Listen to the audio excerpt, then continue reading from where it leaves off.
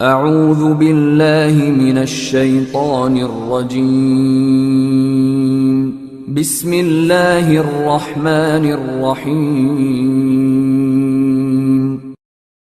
آج کے اس خطبہ جمعہ میں عنوان رہے گا کہ اللہ تبارک و تعالی نے قیامت ہمارے لیے کیوں ضروری قرار دیا ہے۔ شاعر کہتا ہے جو عبرت سے نہ سمجھے دلائل بھی نہ مانے تو قیامت خود بتائے گی قیامت کیوں ضروری ہے۔ بڑی اہم بات بتاؤں گا انشاءاللہ، بعض باتیں آپ کے سامنے رکھوں گا جس کے اندر آپ کو بہت غور و خوض کرنے کی ضرورت ہے۔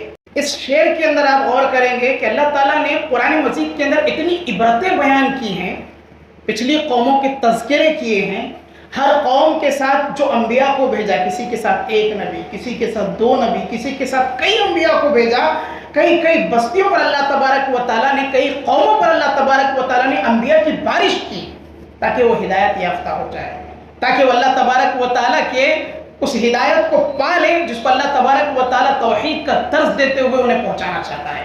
لیکن افسوس، عبرتوں کو ان لوگوں نے اپنی آنکھوں سے دیکھنے کے بعد جھٹلا دیا، اور اللہ تعالیٰ نے قرآن مجید کے اندر ہمارے اور آپ کے لیے بے انتہا عبرتیں رکھی ہیں۔ قرآن مجید کا آپ مطالعہ کرنا شروع کریں گے، جب بھی آپ قرآن مجید کو پڑھیں گے اللہ تعالیٰ ان گزشتہ قوموں کو جو گزر چکی ہیں ان قوموں کے تذکرے کو بیان کرتے ہوئے عبرت کے لیے تعلیم دیتا ہے کہ ہم نے عبرت کے ذریعے اپنی زندگی کو سنوار لے، اپنی آخرت کو صحیح کر لے اور ہدایت کو حاصل کر لے۔ بہترین کتاب قرآن مجید کو آپ پڑھیں، ساری عبرتیں اس کے اندر آپ کو مل جائیں، اور ساتھ ہی ساتھ اللہ تعالیٰ نے دلیلیں بھی بیان کر دی ہیں۔ دلائل کو بھی جو نہیں مانتا ہے اس کے لیے اللہ تعالیٰ نے دلیلیں سامنے رکھ دی۔ مصر کے مقامات کا دورہ کریں نہ کریں، لیکن الحمدللہ سوشل میڈیا کے ذریعے بہت سی چیزیں آپ کو مل جائیں گی، جہاں پر انبیاء اکرام آئے، قومیں آئیں، جہاں بستیاں بسی اجڑ گئیں، تمام کی تمام آپ کو نظر آئے۔ مکہ مدینہ آپ کا نظارہ ہوگا، یہ بہترین آپ کے سامنے دلیل ہوگی جہاں پر اللہ تبارک و تعالیٰ نے اپنے خاتم النبیین کو بھیجا، آپ کے اصحاب کو بھیجا، اس کے بعد اللہ تبارک و تعالیٰ نے دین کا کیسے کام لیا، اور جن لوگوں نے نافرمانیاں کی اللہ تعالیٰ نے ان کا کیا حشر کیا۔ دنیا کے اندر جو لوگ آئے ہیں اللہ تعالیٰ نے ان کو بطور عبرت کے، اور دنیا کے اندر بعض ایسی چیزیں جن کو اللہ تعالیٰ نے دلیل بنا کر کے رکھ دیا ہے، یہ دونوں ہمارے سامنے موجود ہے۔ پھر اس کے بعد بھی اگر ہم انکار کرتے ہیں صاف طور پر اللہ تبارک و تعالیٰ کی وحدانیت کا، اللہ تبارک و تعالیٰ کی شریعت کا، اللہ تبارک و تعالیٰ کی کتاب کا، رسول اللہ کی سنت کا، اب ہمارا کیا حشر ہوگا؟ اللہ خود کہتا ہے قیامت خود بتائے گی کہ قیامت کیوں ضروری تھی۔ اللہ تعالیٰ اس لیے قیامت برپا کرے گا کہ ان چیزوں کو دیکھنے کے بعد، ان کو پڑھنے کے بعد بھی اگر نہیں سدھرتے ہیں تو قیامت کا آنا تمہارے اوپر ضروری ہو جائے گا۔ سنت کی خلاف ورزیاں بدعات کا پھوڑا پھوڑ دیتی، کبھی غور کیا ہے؟ جہاں جہاں سنتوں کی خلاف ورزیاں ہوتی ہیں، صاف طور پر حجت والی موجود حدیث دلیل ہونے کے بعد اگر انکار کیا جائے اور بدعات کے نئے دروازوں کو کھول کر کے جن کو سنت کا جن سے تعلق نہیں ہے ان کو اگر اختیار کر لیا جائے، یہ بدعاتوں کے پھوڑے ہیں، یہ بدعات کے راستے ہیں جن کی طرف لوگ چلتے جاتے ہیں، اور حدیثوں کو صحیح موجود ہونے کے بعد، دلیل موجود ہونے کے بعد نہیں مانتے ہیں۔ یہ قیامت کے لانے کی دلیل ہوتی ہے کہ اللہ تبارک و تعالیٰ کی اس شریعت کا انکار کیا جائے جو واضح طور پر موجود ہے، رسول اللہ کی اس حدیث کا انکار کیا جائے جو واضح انداز میں موجود ہے، باوجود اس کے نئے راستے بدعات کے کھول کر کے جو لوگ اس پر چلتے ہیں، یہ قیامت کو اپنے اوپر برپا کرنے کی دلیل کیا ہے؟ کل بدعت ضلالۃ، جتنی بدعتیں ہیں سب کی سب گمراہی کی طرف لے جانے، من عمل عملا لیس علیہ امرنا فہو رد، جس نے ایسا عمل کیا جو سنت رسول کے خلاف ہے، یہ عمل ہمارے عمل میں نہیں ہو سکتا، وہ ہم میں سے نہیں ہو سکتا ہے۔ جتنے بدعات کے کام کیے جائیں گے وہ سارے سنت کی خلاف ورزیوں میں داخل ہوں گے، اور یہی ایسی چیزیں ہوں گی جو قیامت کو واقع کرنے والی، جو قیامت کو لا کر اللہ اپنے جو ہے اللہ تبارک و تعالیٰ کے جلال کو غصہ دلانے والی ہوگی، اللہ تبارک و تعالیٰ کے جلال کو بھڑکانے والی ہوگی، اور اپنے اوپر قیامت کو مسلط کرنے والی ہوگی۔ انہی اشیاء میں سے جن کا واقع ہونا، جس کے ذریعے سے اللہ تبارک و تعالیٰ ہمارے اور آپ کے لیے قیامت کو لازم کر دے گا، ان میں ایک یہ چیز ہوگی کہ حالات کا رونا روتے ہوئے ہم اور آپ تو بہت نظر آ رہے ہیں، لیکن تبدیلی حالات کے سلسلے میں ہماری اور آپ کی فکر نہیں ہے۔ اس سلسلے میں حالات تبدیل کیسے ہوں گے؟ حالات کب بدلیں گے؟ ہر کوئی کہتا ہے کہ حالات کو رونا تو رویا ہی جاتا ہے، ہم بھی رو رہے ہیں، آپ بھی رو رہے ہیں، معاشرے کی حالات کو دیکھ کر، مساجد کی حالات کو دیکھ کر، مسلمانوں کے بچوں کی، مسلمانوں کی عورت بچیوں کی، مسلمانوں کے خود اپنی ذاتی معاملات کے اندر سب کا رونا تو رویا جا رہا ہے، لیکن تبدیلی کی کسی کو فکر نہیں ہے۔ یہ حقیقت ہے میرے حاضرین گرامی، اور ہر کوئی چاہتا ہے کہ تبدیلی ہو تو کیسے ہو، دوسرے سے ہو، خود سے تبدیلی کی کسی کے اندر فکر نہیں ہے۔ قرآن مجید کیا کہتا ہے؟ ان اللہ لا یغیر بقوم حتی ما یغیر بانفسہم، اللہ تعالیٰ کسی قوم کو اس وقت تک نہیں بدلتا ہے، اس کے اندر اس وقت تک تبدیلی نہیں لاتا ہے جب تک کہ وہ قوم خود اپنے آپ کو بدلنے کی فکر نہیں کرنے لگ جاتی ہے۔ ہم خود سے تبدیل ہوں، سنتوں کے مطابق زندگی گزارنے کی فکر لگی ہو، توحید کے دعوت کو پھیلانے کی فکر لگی ہو، اپنے اسلام کو بچانے کی فکر لگی ہو، اسی وقت ہم اور آپ اپنے آپ کے اندر تبدیلی محسوس کریں گے، اپنے گھر کے اندر، اپنے جو ہے محلے کے اندر، اپنے گاؤں کے اندر تبدیلی محسوس کریں گے۔ اگر یہ نہیں ہے تو اللہ تعالیٰ کوئی خاص تمہارے لیے ایسا کوئی ذرا پیدا نہیں کرے گا، کوئی ایسی ذریعے والی چیز نہیں آئے گی، نہ اللہ فرشتوں کو تمہارے لیے بھیجے گا کہ تمہارے اندر تبدیلی آئے۔ جان لیں، تبدیلی اگر کرنا ہے تو خود میں کریں، اپنے معاشرے کے اندر کریں، اپنے گھر کے اندر کریں، اپنی اولاد میں کریں۔ یہ فکر ہمیں اور آپ کو کرنی ہوگی۔ خود سے تبدیل ہونے کی فکر جب تک ہمارے اندر نہیں ہوگی، اس وقت تک ہمارا اور آپ کا بیڑا پار نہیں ہو سکتا ہے۔ فکر اس کی ہونی چاہیے کہ ہم اور آپ اپنی اس فکر کی جستجو میں لگے رہیں کہ کیسے تبدیلی آ سکتی ہے۔ اگر یہ تبدیلی نہیں آئے گی، پھر قیامت کا آنا واقع ہونا ہمارے اوپر ناصب ہو جائے گا، ہم خود قیامت کو آواز دینے والے ہو جائیں گے۔ کیوں؟ کہ ہم اپنے گھر بار کی اصلاح نہیں کر پا رہے ہیں۔ تیسری چیز، بڑی اہم چیز، آج معاشرے کے اندر دیکھنے میں آیا ہے کہ دلوں کی سختیاں بڑی زیادہ نظر آ رہی ہیں۔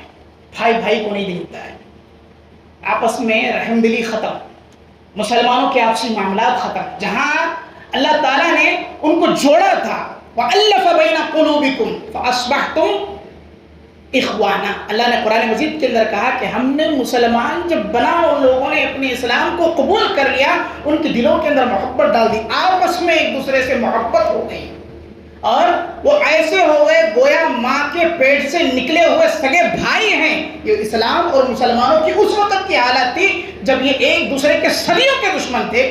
تو ایسے وقت میں اللہ تبارک و تعالیٰ نے ان کے دلوں کو جوڑا، اور ان کے اندر اللہ تعالیٰ نے اخوت محبت پیدا کر دی، اور ان کو سگے بھائی کا رتبہ اللہ تعالیٰ نے عطا کر دیا تھا۔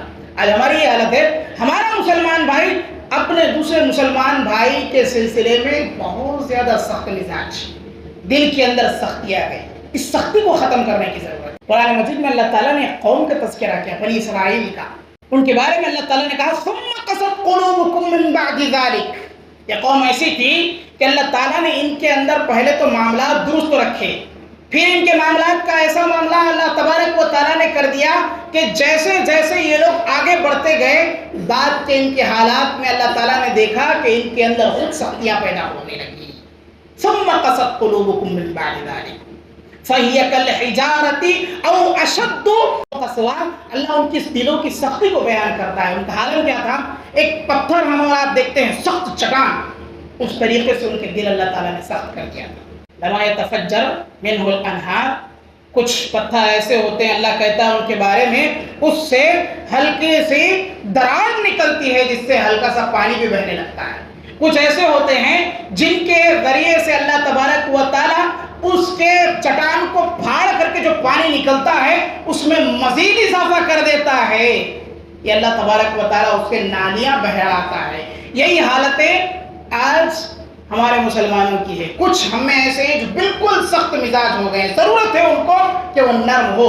کچھ ایسے ہیں جن کے اندر ابھی بھی باقی ہے کہ وہ ہدایت کی طرف لوٹ آئیں اور اسلام کی طرف لوٹ آئیں، اچھائیوں کو قبول کر لیں، لیکن وہ آج بھی اپنی سخت مزاجی پر قائم ہے۔ جبکہ اللہ تعالیٰ نے وہاں فرمان بیان کیا کہ کچھ ان میں ایسے بھی ہوتے ہیں، تھوڑی سی اگر محنت کی جائے ان کے اوپر، تھوڑا سا ان کو اگر سمجھایا جائے، بجھایا جائے، تو ممکن ہے کہ اللہ تبارک و تعالیٰ ان کے دلوں کو پھیر دے، لیکن باوجود اس کے کہ ان کی حالت ایسی ہے کہ ان تک کوئی پہنچ کر کے سمجھانے والا کہ بنی اسرائیل کی قوم کا حال اللہ تبارک و تعالیٰ نے کہا. پھر اللہ تبارک و تعالیٰ کہتا ہے مسلمان مومن لوگوں کی حالتوں کا تذکرہ کرتے ہوئے الم یأن للذین آمنوا ان تخشع قلوبهم. اللہ کہتا ہے کیا ان لوگوں کو معلوم نہیں ہے, کیا ان لوگوں کو پتہ نہیں ہے کہ اللہ تبارک و تعالیٰ ایسے لوگوں کے بارے میں کہتا ہے جو اللہ تبارک و تعالیٰ کا خوف اپنے دلوں کے اندر رکھتے ہیں.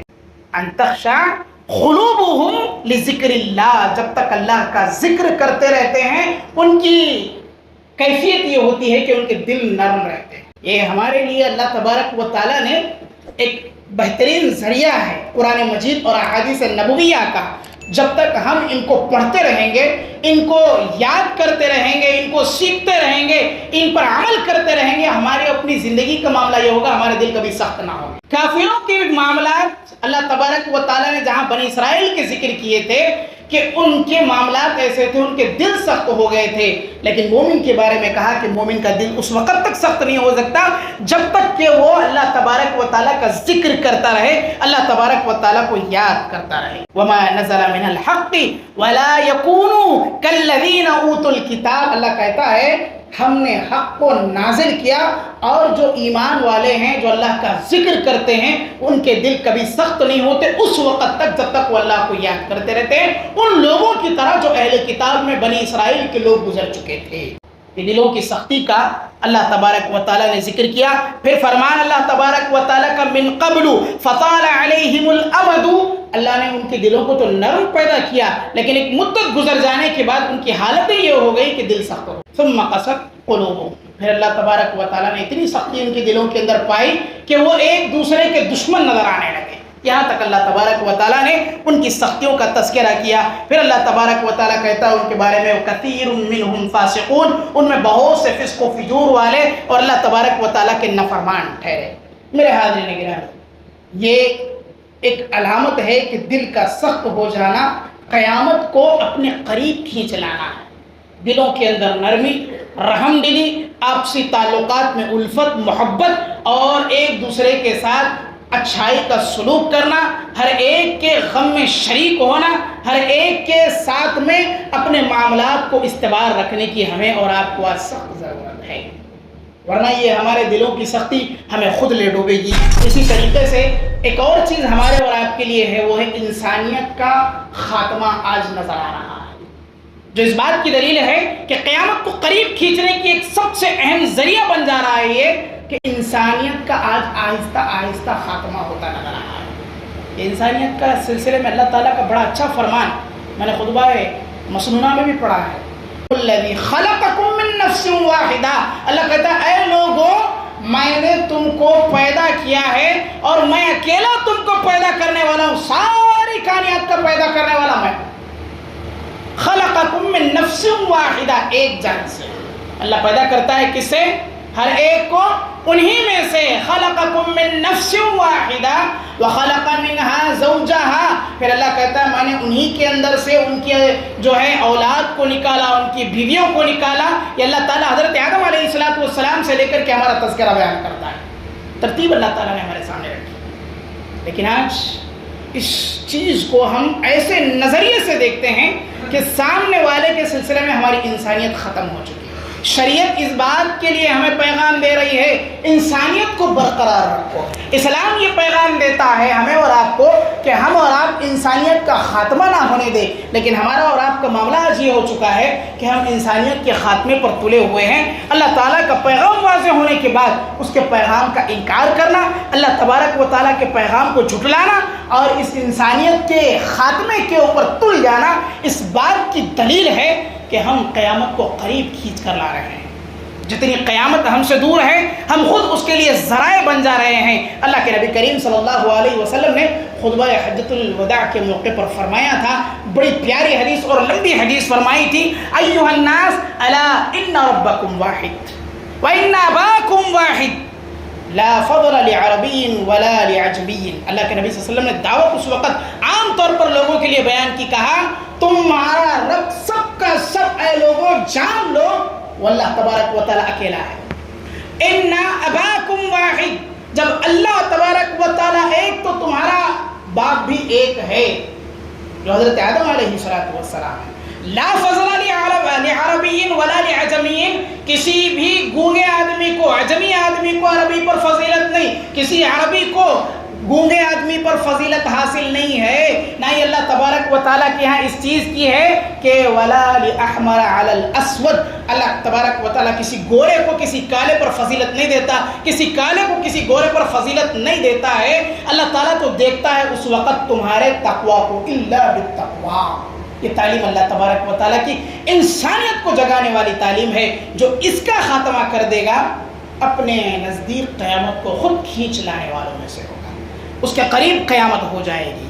آئے دن ہم اور آپ دیکھتے ہیں سب سے زیادہ بربریت انسانیت کے خاتمے کی فلسطین کے اندر جو مارے کاٹے جانے والے مسلمان ہیں، ان کے بچے ہیں، ان کے گھر بار ہیں، سب سے زیادہ نظر آتے ہیں۔ یہ انسانیت کے خاتمے کی ہمارے اور آپ کے سامنے واضح دلیل ہے میرے حاضرین گرامی۔ یہ انسانیت کا خاتمہ کرنا ہے جو فلسطین کے اندر رونما ہوتا ہے، ہر جو ہے سال نظر آنے والی، یہ سب سے زیادہ انسانیت کے خاتمے کی ہمارے اور آپ کے پاس دلیل ہے۔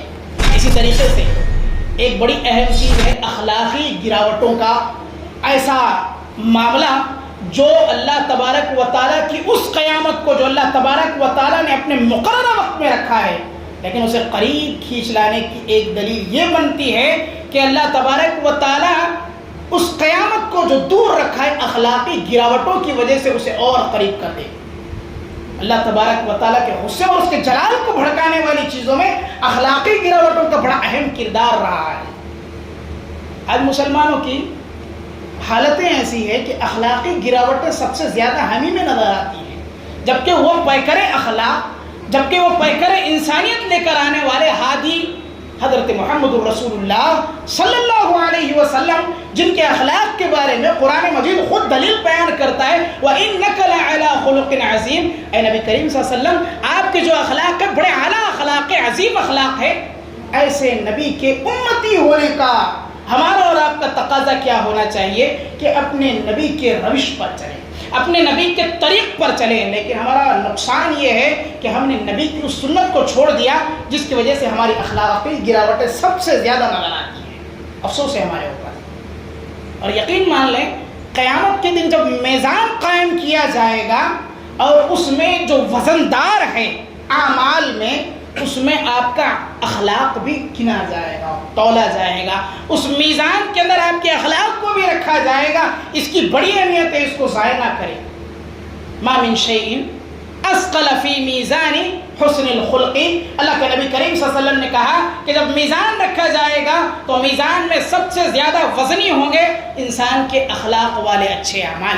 جس کے اندر انسان کے اخلاق اچھے ہو، بہترین اخلاق کے ساتھ عمل اچھا ہو، اس کا پلڑا اس دن سب سے زیادہ بھاری۔ آج اخلاقی گراوٹیں بہت زیادہ، گفتگو میں، کردار میں، ایک دوسرے کے ساتھ معاملات کے اندر اخلاقی گراوٹیں ہماری سب سے زیادہ نظر آتی ہیں۔ افسوس ہے ہمارے اخلاقی گراوٹوں کا ایک معیار اور بھی ہے کہ جہاں پر ہمیں اور آپ کو چاہیے کہ جس چیز کی ہمیں اور آپ کو ضرورت ہے اس کے اندر ہم دخل نہ دیں، اس میں بھی آج دخل اندازیاں بڑی نظر آتی ہیں۔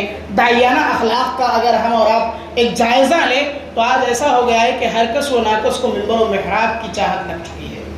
بڑا افسوس ہوتا ہے کہتے ہوئے یہ کہ وہ علماء جو مد و جزر کو سمجھتے ہوئے اپنے جو ہے موقع کو، اپنے وقت کو، اس کی نزاکتوں کو سمجھتے ہوئے اپنے دعوتی کام کو کر سکتے ہیں، لوگوں نے آج اس دعوتی اخلاقی معاملات کے اندر لوگوں کو اتنا بگاڑ دیا کہ آج ہر کوئی منبر و محراب کی چاہت کا جو ہے متمنی بن گیا۔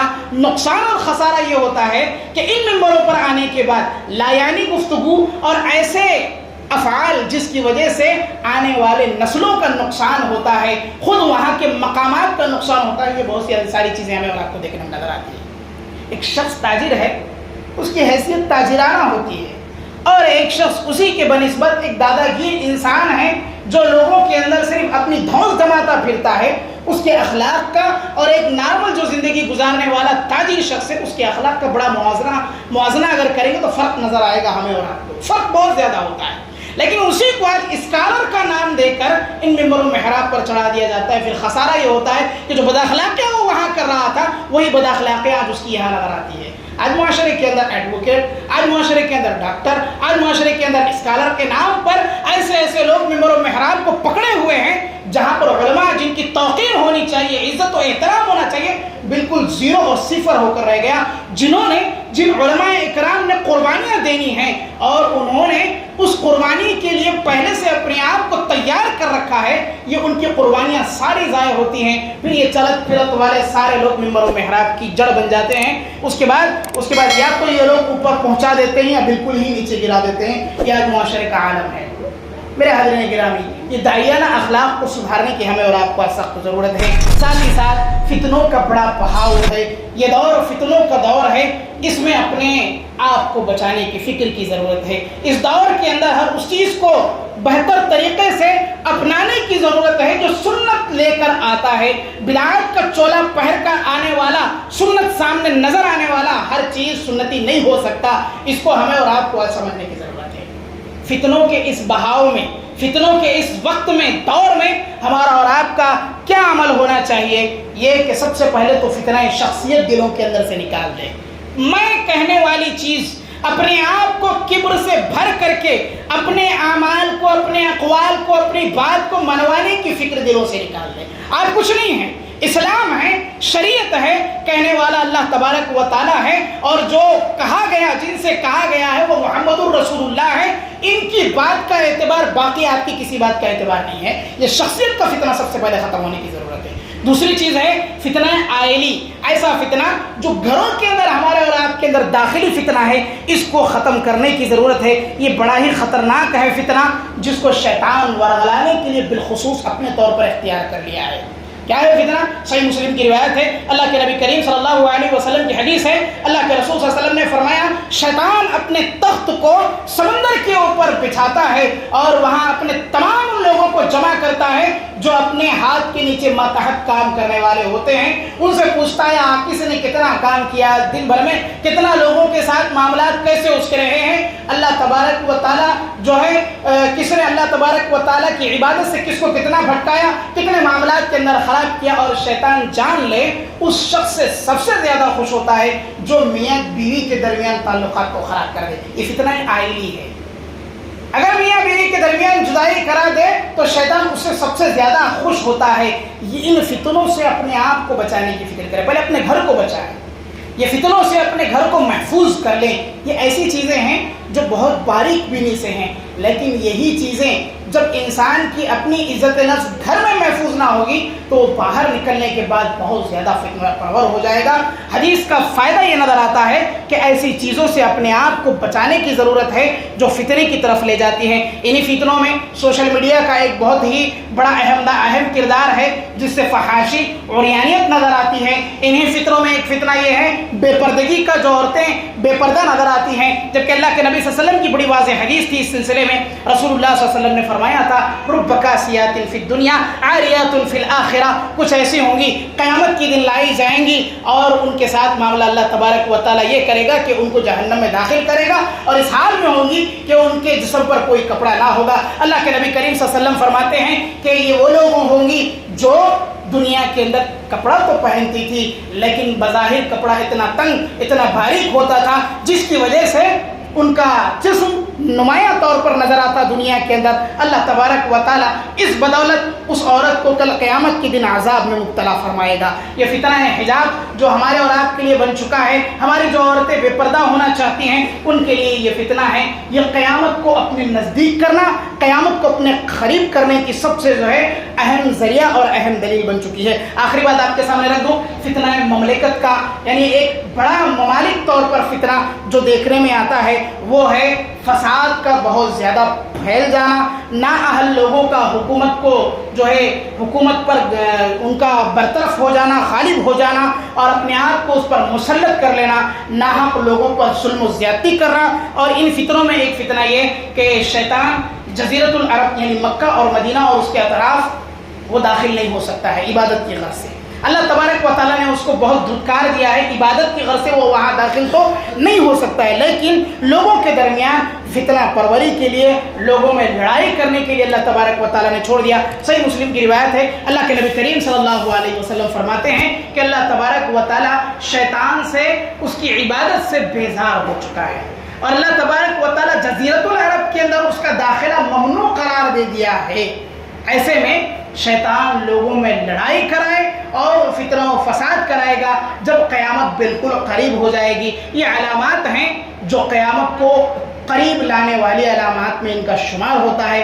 میں دعا کرتا ہوں اللہ تبارک و تعالیٰ سے ان تمام قسم کی علامات کو جو قرب قیامت کے جو ہے بہت قریب ہیں ان سے اللہ تبارک و تعالیٰ ہماری حفاظت فرمائے، اور ایسے اعمال سے اللہ تبارک و تعالیٰ بچائے جو اعمال قیامت کو کھینچ لانے والے ہیں، اللہ کے جاہ و جلال کے اندر زیادتی پیدا کرنے والے ہیں۔ پھر اللہ تبارک و تعالیٰ اپنے جاہ کی وجہ سے، اپنے غصے کی وجہ سے قیامت کو قریب کرنے والے اعمال میں جو ہے اللہ تبارک و تعالیٰ ہلکا پن نہ کرے، پھر معاملہ یہ ہو کہ قیامت ہمارے اوپر مسلط کر دی جائے۔ اللہ کی حفاظت، اللہ کی پناہ، درست کر لیں، اپنے اعمال کو سدھار لیں اور اللہ سے توفیق مانگتے رہیں کہ اللہ تبارک و تعالیٰ ہمارے اپنے اعمال میں درستگی کی ہمیں توفیق عطا کرے، اور اللہ تبارک و تعالیٰ ہمارے ان عملوں کو قبول فرمائے جو حسن نیت سے کیے گئے ہیں، اور ان اعمال کو درگزر فرمائے جن کے ذریعے سے اللہ تبارک و تعالیٰ کی ناراضگی ہوئی ہے۔ آمین یا رب العالمین۔ وصلی اللہ علی نبینا وما علینا الا البلاغ المبین۔